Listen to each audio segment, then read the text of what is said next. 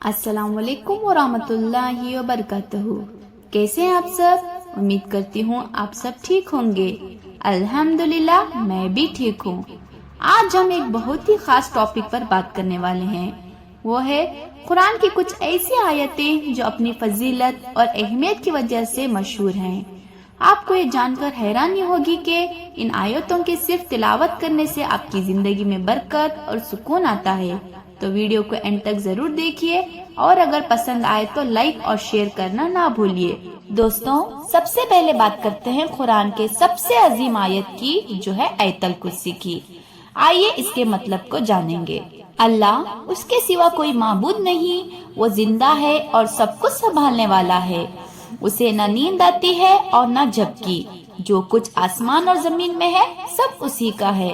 कौन है जो उसके सामने सिफारिश करे मगर उसकी इजाजत से? वो जानता है जो उनके सामने है और जो उनके पीछे है, और वो उसके इल्म में से कुछ भी नहीं समझ सकते मगर जो वो चाहे। उसका अर्श आसमान और जमीन को समेट लेता है और उसके लिए इनका हिफाजत मुश्किल नहीं, और वो बुलंद और अजीम है। ये था इसका मतलब। अब मैं बताने वाली हूँ इसकी फजीलत। हदीस तिरमिज़ी में नबी करीम सल्लल्लाहु अलैहि वसल्लम ने फरमाया है, आयतल कुर्सी कुरान की सबसे अजीम आयत है। और सुनन नासा की हदीस में कहा गया है कि हर फर्ज नमाज के बाद इसे पढ़ने से जन्नत के दरवाजे जो हैं खुल जाते हैं।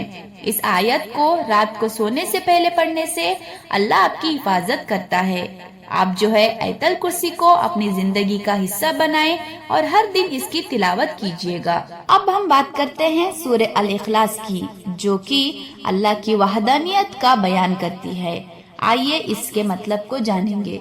इसका मतलब है, कहो अल्लाह एक है, अल्लाह बेनियाज है, ना उसने किसी को जन्म दिया और ना वो जन्मा गया, और ना कोई उसका बराबर का है। शाही बुखारी में कहा गया है कि नबी करीम सल्लल्लाहु अलैहि वसल्लम ने फरमाया है, सूरह अल इखलास कुरान का 1/3 हिस्सा है।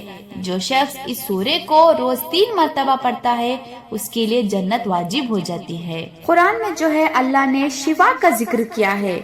आइए एक ऐसी आयत सुनते हैं जो हर बीमारी और दुख का इलाज है। वनुनज़्ज़िलु मिनल कुरानी मा हुआ शिफाउन व रहमतुन लिल मोमिनीन।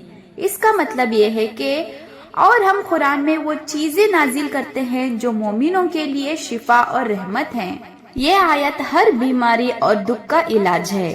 दिल के सुकून और सकानत के लिए इसकी तिलावत करें। और अब बात करते हैं सूरह अल बकरा की आखिरी 2 आयतों की, जिन्हें हर रात पढ़ने की तलकीन की गई है। आइए इसके मतलब को जानते हैं। रसूल और मोमिन लोग उस पर ईमान लाए जो उनके रब की तरफ से नाजिल किया गया। सब अल्लाह, उसके फरिश्ते, उसकी किताबों और उसके रसूलों पर ईमान लाए। हम उसके किसी भी रसूल में तफरीक नहीं करते और उन्हें कहा, हमने सुना और मान लिया। तेरी मगफिरत चाहते हैं ऐ हमारे रब, और तेरी ही तरफ लौटना है। अल्लाह किसी जान पर उसकी ताकत से ज्यादा बोझ नहीं देता। जो उसने कमाया वो उसके लिए है और जो उसने कमाया वो उस पर है। ऐ हमारे रब, हमें ना पकड़ना अगर हम भूल जाएं या गलती कर बैठे। ऐ हमारे रब, हम पर वो बोझ न डालना जो तूने हमसे पहले लोगों पर डाला था। ऐ हमारे रब, हम पर वो ना डाल जो हम उठा ना सके, और हमें माफ कर दे, हमें बख्श दे और हम पर रहम कर। तू ही हमारा मौला है, हमें काफी लोगों के मुकाबले में मदद दे। इसकी फजीलत ये है कि शाही बुखारी और शाही मुस्लिम में कहा गया है कि नबी करीम सल्लल्लाहु अलैहि वसल्लम ने फरमाया, जो शख्स रात को ये 2 आयत पढ़ लेगा वो हर बुराई से महफूज रहेगा। दोस्तों, कुरान की हर आयत हमें अल्लाह के करीब करती है। आज हमने आयतल कुर्सी, सूरह अल इखलास, शिफा की आयत और सूरह अल बकरा की आखिरी 2 आयत की फजीलत समझी। आप इन आयतों को रोजाना अपनी जिंदगी में शामिल करें और बरकत और सुकून का इजाफा देखें।